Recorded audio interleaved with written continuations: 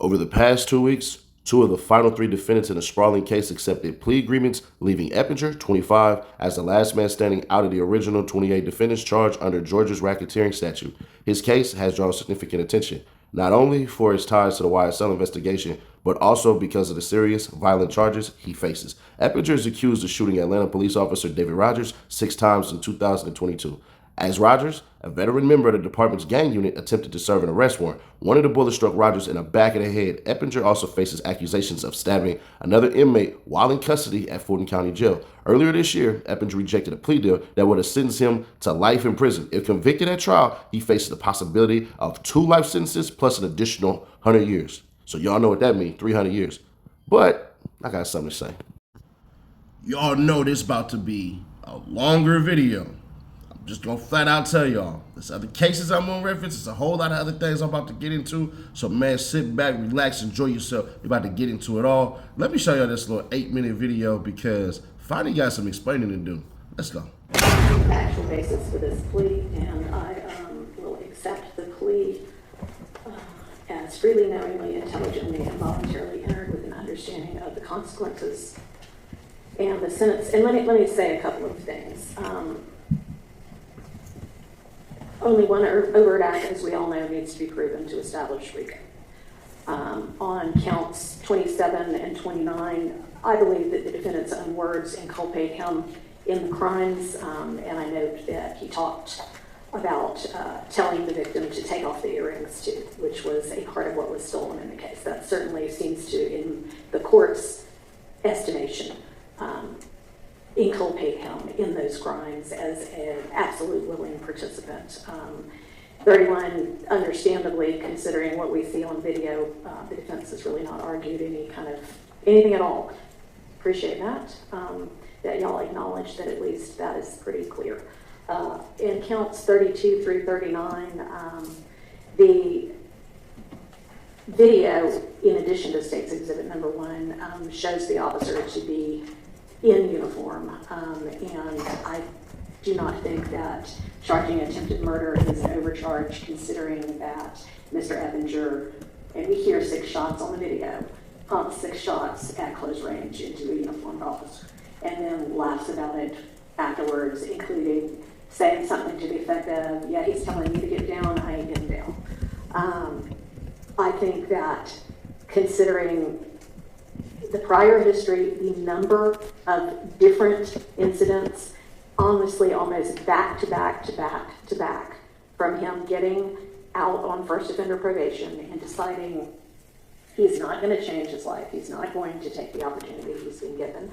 And many of these incidents wouldn't have occurred, or wouldn't have occurred with the seriousness that they did, if he had abided by his first offender probationary condition of not having a firearm in his possession.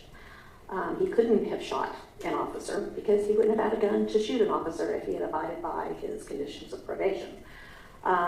So the number of the separate incidents, the apparent lack of remorse for any of this, the seriousness of the crimes, and the strength of the state's evidence on these particular charges, and the demonstrated determination to continue a criminal lifestyle all go into the court's sentence determination in this case.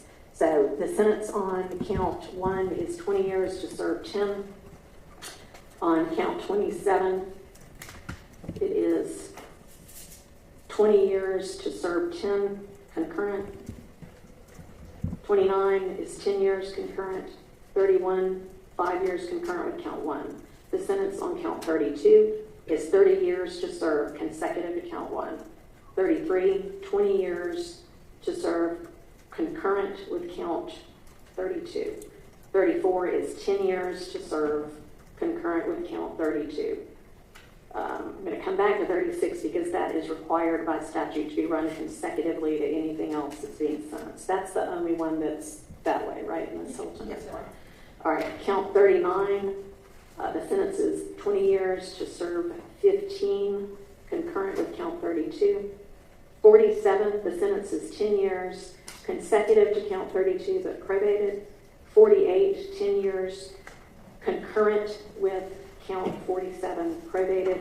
And then 36 is going to be 5 years consecutive to count 47 and probated. I believe that is, honestly, I'm gonna have to do a little bit of math right here.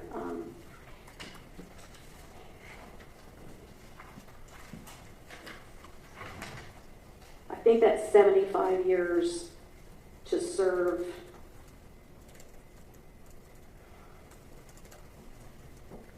To serve 40 followed by 15, no, but I don't know what the math comes out to be. So 20 to serve 10.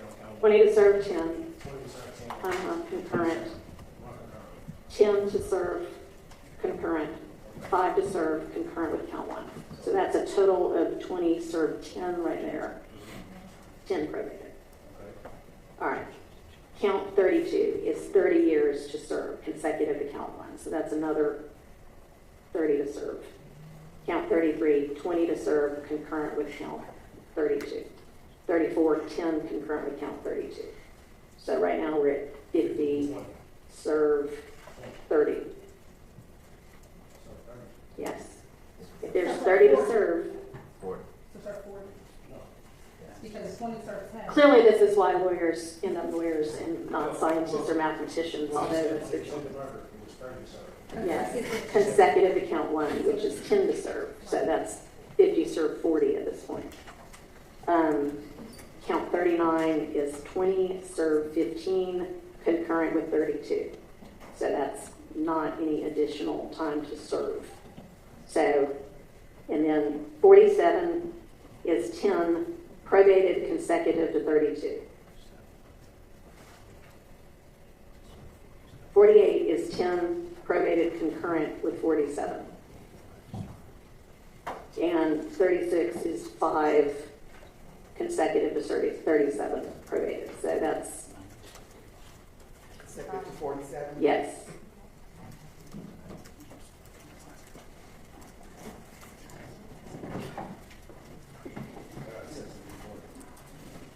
It's at least 65 to 40. And would that run concurrent with his current sentence? How long is he going to actually serve on that sentence? I understand that they 40 days. 45. I'm going to run currently with his sentence he is currently serving. All right, that is the ruling of the court. And we are adjourned. He may be taken into custody. Judge, is it Alfred to all of these counts? Yes. I didn't know if there was some that weren't Alfred. It's every one of them.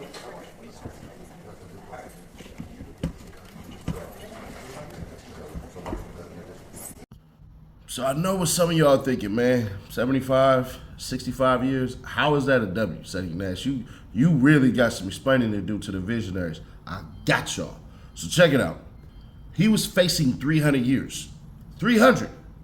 And everybody who's paid attention to something in Georgia knows if you shoot a cop, you finna get sentenced like you killed him. Oh, you don't believe it? Because you watching from where? Nevada? Texas? Mississippi? California? All right, I got you. Let me further prove this point. Let me show you what happened to a man who just I ain't even finna do no talking. Check this out. The man found guilty of 22 charges, including murder, in a 2021 shooting that injured 3 officers in Carrollton, will spend the rest of his life behind bars without the possibility of parole. Fox 5's Eric Perry was inside the courtroom and has the latest.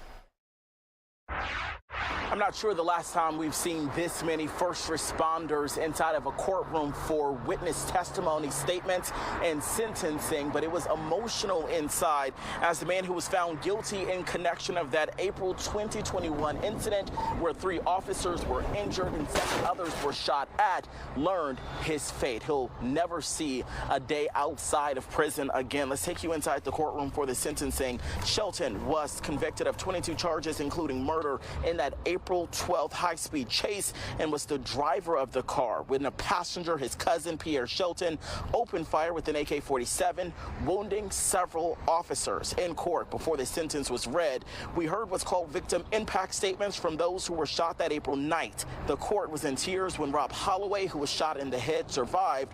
He stood before the court and addressed Aaron Shelton. Mr. Aaron Shelton, I forgive you. I pray for yours and Pierre's salvation. I forgive you. Regardless of what I've been through, you didn't take anything from me that God didn't restore. So let's break down the 22 counts Shelton was found guilty of. Now, he was charged for his actions as the driver of the vehicle. He was also charged with 3 counts of felony murder for committing felony crimes, which officials say led to the death of his cousin, Pierre Shelton, who was shot and killed by law enforcement. Keep in mind, Pierre Shelton, the cousin, was the one who actually pulled the trigger that injured those first responders. Again, it was a very emotional day for all of those inside the court. You can see people wiping away their tears and really holding each other. We'll have more from inside the court when you join us starting at 5. In Carroll County, I'm Eric Perry, Fox 5 News. Eric, thanks so much. Still. And please remember, Bhris was on probation. They took a chance on him. They're the first-time offenders, which means he was supposed to be serving way longer. So gave him the first offenders. He's still walking around strapped. Shot a police officer 6 times on camera. And put one in the back of his head. And he get 45 years? I can tell you right now, I could walk up on a cop right now in Georgia. I'm in LA right now. But when I get back to Atlanta, I could walk up to a cop right now and say, if I shot a cop in the head on camera and he lived, what am I going to get sentenced to? You know what that cop going to say? Life. So there's that. But the biggest L that Fani Willis has taken is her response to things as far as the family goes. Because I embraced Donovan Thomas's mama. I talked to her. You know what I'm saying? Because at the end of the day, a lot of us who are watching this, we have nothing to do with this. Nothing. We understand the want and need for a mother to want justice for a kid, no matter what he has done before. A lot of you guys, some of you guys who jump on here and say, well, he was a blood and he was all of this and everything. Being in a gang is not illegal. You heard countless cops testify to that. It's being in a criminal enterprise. And everything that you heard about Donovan Thomas, as far as the stand goes, is he like a big brother. He was supporting local businesses. Let everybody understand that part. This was the guy who would pay for everybody's haircuts, which means he's helping out a business. When y'all say some of these things that some of y'all say, like, oh, we don't support each other's businesses and all that crap, he actively supported a car wash business and haircut. So, a barbershop, pardon me. So I just want people to understand that. We're not hearing anything about Donovan Thomas as far as the negative part. Are there some rumors? Sure. But as far as what we know in the courtroom, no. But I want y'all to understand this part right here. And this is where Fani Willis takes the biggest L in this. Listen to what Shamel Drink's mother had to say about all of this. And I'll explain why this should matter the most. Check it out. Allegedly, the aunt of Shamel Drink said that Quamarius Nichols took a plea deal today and that they wanted the family present at the courthouse to speak on the victim's behalf.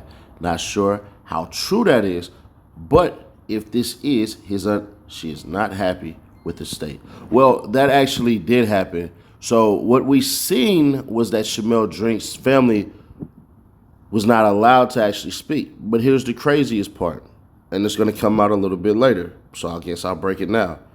The state did not tell Shamel Drink's family exactly what happened today. They didn't tell them before what had happened with Demise McMullen. So they were not made aware. The state went ahead and made that deal on their own. They did not talk to the family, did not see anything from the family, did not give the family any type of heads up.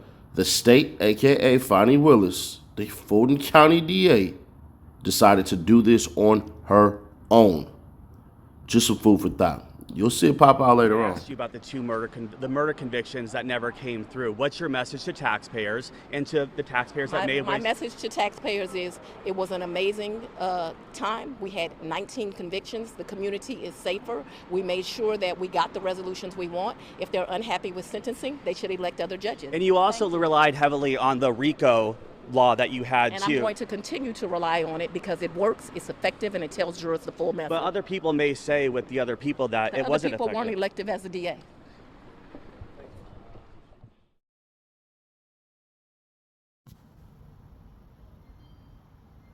That movie with Jamie Foxx and Leonidas, because I don't know Cuz' real name. Y'all remember when he sat up there, when Jamie Foxx character sat up there and gave a plea deal to dudes who murdered and R'd his wife, and then one of them killed his daughter? That's what this kind of feels like. Some justice is better than no justice at all. Okay, well, that's okay, because I saw their faces. I saw them do it. I mean, kill my little girl, man. We can win this case, lose. Nick. And then we'd have nothing. It's not what you know, Clyde, it's what you can prove in court. This is just how the justice system works. They didn't even, and I'm not saying that that DeMars McMullen is guilty. I'm not saying that. I'm not saying that he's guilty of anything because we saw the freaking cameras. Some of us seen it and was like, bruh, y'all had the ability to pull over every single vehicle and y'all did it. So there's that. But the reason why this sucks so much for the family, they're not even told. You know, sometimes, and I'm just gonna be fair, sometimes certain families can live with the results as long as you fight. It seems like exactly what Lil Woody said. They all little fish. They want the big fish. Who is the big fish? It's Young Thug. So they just arrested 28 members in one of the biggest headlining RICOs ever. I don't care how anybody spins. That RICO took over headlines, had the Grammys talking about it, had all these outlets that don't really care about rap, but they had to pay attention to this. Nobody family has gotten justice. None. When you see a Diamante Kidji, aka Yak Gotti, when you see him essentially get found not guilty and then still has to do damn near another year in jail based off of stuff that the Fulton County Police put in his hands. Let's not mince words here. We have active camera video proof of police officers wheeling in cell phones, wheeling in food. They just had a freaking raid of Rice Street.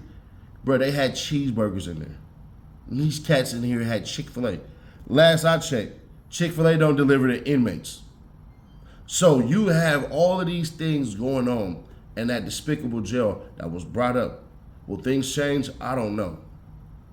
But one thing you should take from this is that what we believe justice is not justice. It's not. On no level was any type of justice shown here. The only person that is in jail for the rest of their life is off of a crime that had already been tried and convicted, and that's Lil Rod. Some people came to this trial to say, I told y'all Young Thug is guilty. Young Thug is guilty. I told y'all YSL is a gang. Watch what happens. And even in the beginning, I thought it was all bad. I'm reading the freaking indictment, and y'all know we did that. But one of the worst things that happened is this case has torn down families on both sides. Big Nuts mama, Shamel Drink's mama, had to relive that pain of experiencing their loved ones die. We had to sit here in the courtroom and see autopsy pictures of Donovan Thomas shown to his mom. And let me tell you, that woman's strength damn near should be studied.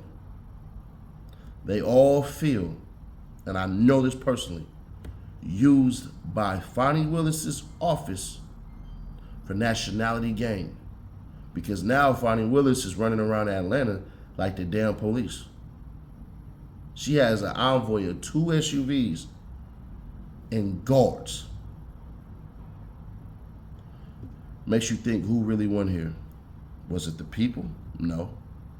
Was it the victims? No. Was it the individuals who had basically been found not guilty, meaning the YSL members? No. Who won here? Fonnie Willis won for the worst reason. Because Fonnie Willis now has access to money that will make her seem like she's untouchable. And she's lying to the Fulton County, to the people of Fulton County.